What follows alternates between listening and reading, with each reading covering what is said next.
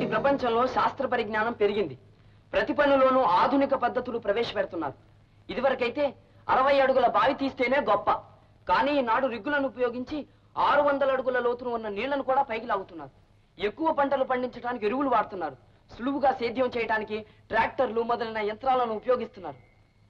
రత్నం, మనం కూడా రిగ్గును తెచ్చి ప్రయత్నిద్దాం. నీరు పడిందా మన ఊరు సస్య శ్యామలవుతుంది, ఈ కరువు పోతుంది. నువ్వు లేచొచ్చావా తాతమ్మా? వచ్చినందుకు మంచి విషయమే తెలుసుకున్నానయ్యా. అయితే ముసలయ్యా, మంచి ఆలంలో నీళ్లు పడతాయంటావా? ప్రయత్నిస్తే పడతాయనే నా నమ్మకం. అయితే ఇంకే, ఆ పని నీ చేతి మీదనే కాని. ఆయన గారి పేరు పెట్టుకున్నందుకు ఈ ఊరిని నువ్వే ఉద్ధరించాలా, జనాన్ని కరువు నుంచి కాపాడాలి. రేపే మున్సబుతో చెప్పి 10 మందిని పిలిపిస్తాను, మాట్లాడు. అలాగే తాతమ్మ.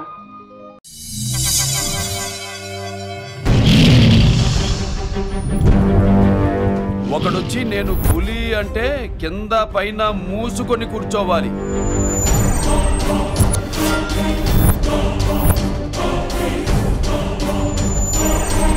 నేను చెయ్యి చాచినప్పుడే సెకండ్ ఇవ్వు.